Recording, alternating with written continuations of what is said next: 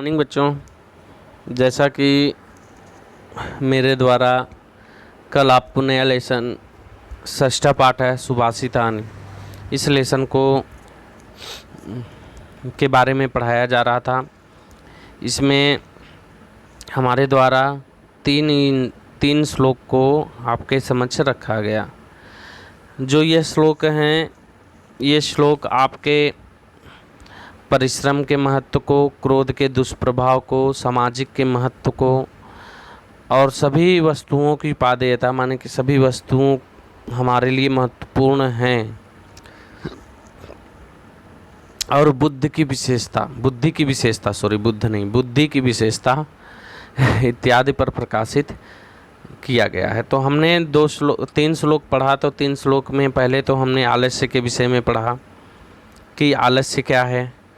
फिर हमने दूसरा पढ़ा कि गुण के विषय में कि कौन कैसा होता है, कि जो जिस प्रकार से होता है वह उसी के ही विषय में जानता है, ठीक ना। गुणी मनुष्य गुण को ही जानता है, निर्गुण को नहीं। बलवान बल को जानता है, निर्बल नहीं। बसंत के गुण को कोयल जानती है, न कि कौवा। और सिंह के बल को हाथी ही समझता है, ठीक ना, न कि चूहा। ये हमने पढ़ा। अगला था कि बिना कारण से जो क्रोधित होते हैं, अगर वो समाप्त हो जाता है तो वो क्या होते हैं, वो प्रसन्न हो जाते हैं, ठीक ना।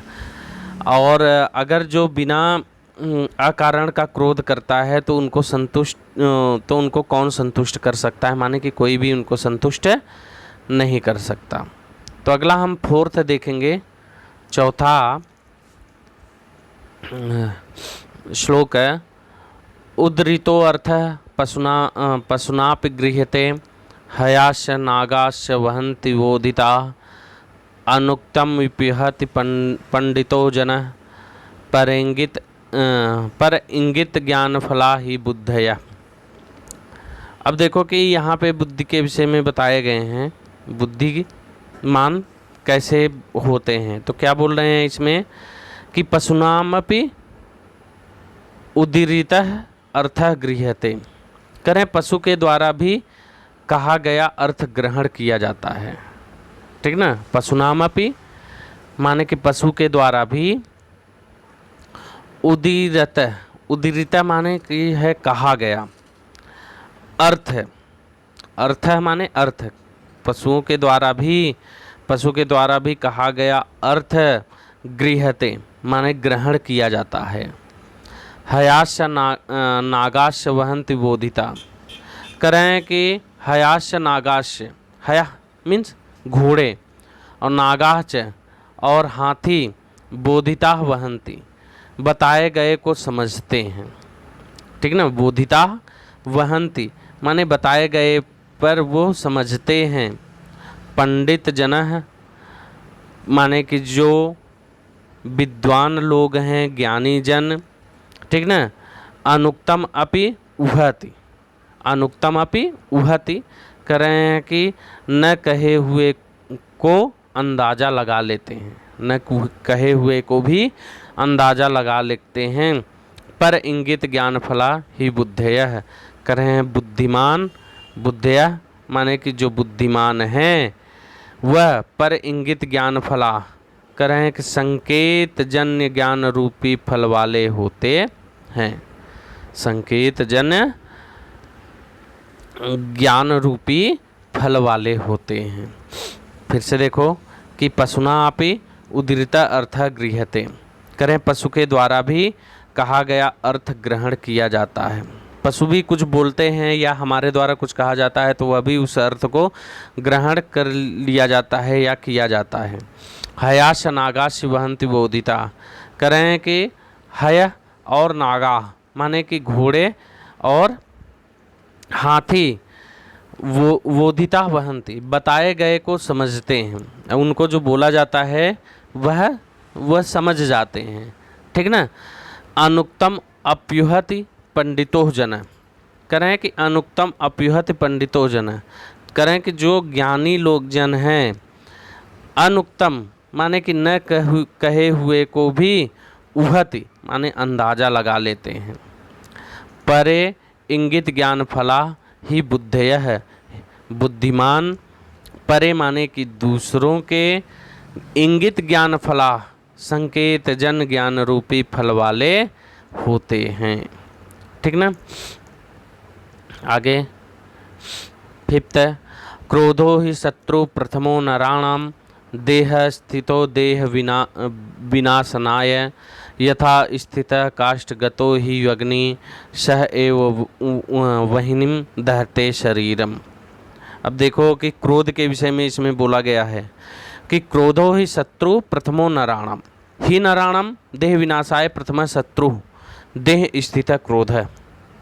ठीक ना, ये 2 लाइन कि नराणाम माने कि ही निश्चित रूप से ही या निश्चय ही, नराणाम माने कि मनुष्यों के शरीरों देह विनाशाय, मनुष्यों के देह विनाशाय माने कि शरीर के विनाश के लिए प्रथम शत्रु कह रहे हैं कि प्रथम शत्रु क्रोध है, देह स्थित क्रोध है, देह में स्थित क्रोध है।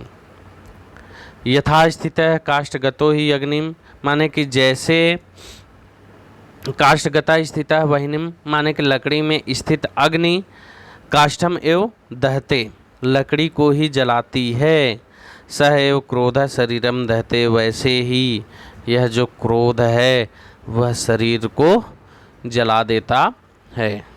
अब देखो, क्रोधो ही शत्रु प्रथमो नराणाम माने कि प्रथमो नराणाम माने कि पहला मनुष्य का, ठीक ना, नराणाम माने कि मनुष्य का, क्रोधो ही शत्रु माने कि क्रोध शत्रु के समान है, जो कि देह स्थितो माने कि शरीर में स्थित होकर के देह विनाशनाय देह का शरीर का विनाश कर देता है। अगर इस तरह से देखेंगे, अन्वय नहीं करेंगे, इस तरह से देखेंगे कि क्रोधो ही शत्रु माने कि क्रोध है शत्रु प्रथमो नराणाम, प्रथम मनुष्यों का सर्वप्रथम क्या है, शत्रु है, क्रोध है, जो कि देह स्थितो शरीर में स्थित होकर के देह विनाशनाय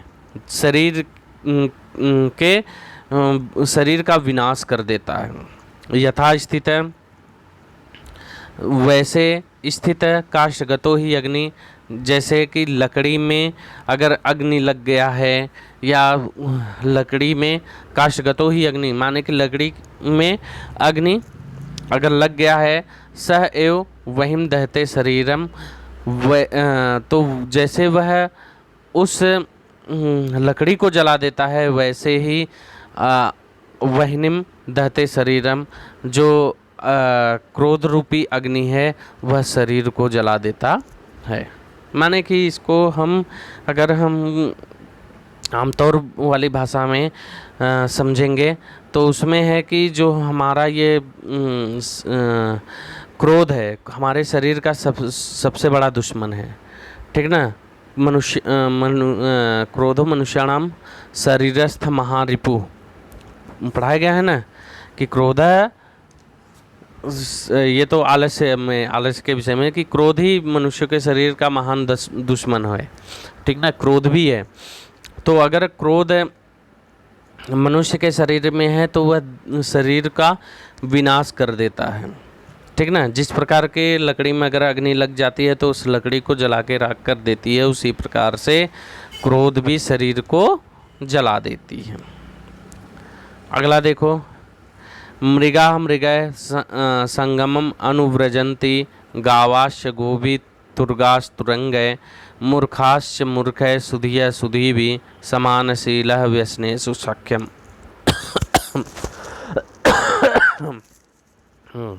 सॉरी, मृगा मृगय संगमम अनुव्रजन्ति करें कि मृगा मृगय संगमम अनुव्रजन्ति, मृगा मृगय से करें कि हिरण हिरणों के साथ, अनुव्रजन्ति माने कि यहाँ पे है अनुसरण करते हैं। अगर हिरण हिरणों के ही साथ हमको अक्सर देखे जाते हैं। गावाश्च गोभी करें कि गायें गायों के साथ, तुर्गास तुरंगय करें कि घोड़े घोड़ों के साथ, मूर्खाश्च मूर्ख करें मूर्ख मूर्खों के साथ, सुधिया सुधी भी विद्वान विद्वानों के साथ जाते हैं, समानशील व्यसने सुसख्यम। करें समानशील और स्वभाव होने पर मित्रता होती है। अब देखो बहुत ही अच्छी बातों को यहाँ पे बताया गया है इसके माध्यम से कि मृगा मृगय, कि आप लोग अक्सर देखते हैं कि जो हिरन है हिरनों के साथ ही उठते बैठते या अनुसरण करते हैं, ठीक ना। संगमम अनुव्रजंती, इसका अर्थ है कि संगमम अनुव्रजंती माने कि वह अनुसरण करते हैं साथ में ही, ठीक ना, साथ में ही वह अनुसरण करते हैं। फिर गावाश्च गोभी, गायें गायों के ही साथ। तुर्गास तुरंगय, करें कि घोड़े घोड़ों के ही साथ। मूर्खाश मूर्ख है, जो मूर्ख हैं वो मूर्खों के ही साथ। सुधिया सुधी भी, करें कि जो विद्वान हैं वह विद्वानों के ही साथ। समानशीला व्यसने सुसख्यम, करें कि समान शील और स्वभाव होने पर मित्रता होती है। तो आप भी अपने स्कूल में देखते होंगे कि जो मूर्ख हैं मूर्खों के साथ, जो अलग लाइन रहता है वो अलग ही, माने कि मस्तीखोर तो मस्तीखोर एक साथ मिल जाएंगे, बदमाशी करने वाले तो बदमाशी करने वाले एक साथ मिल जाएंगे, ठीक ना। पढ़ने वाले बच्चे तो वो भी उनका एक साथ मिल जाएंगे, ठीक ना। तो वही बात यहाँ पे भी बोला है कि समानशील समान व्यवहार, ठीक ना, और स्वभाव होने पर मित्रता होती है। तो उनकी मित्रता ही अलग होती है, ठीक ना। तो मुझे आशा है कि आपको समझ में आया होगा, नहीं समझ में आएगा एक बार फिर से मैं दोहराऊंगा। आगे 4 बचा हुआ है, 4 श्लोक, तो 4 श्लोक आगे मैं पढ़ाऊंगा। तब तक के लिए धन्यवाद।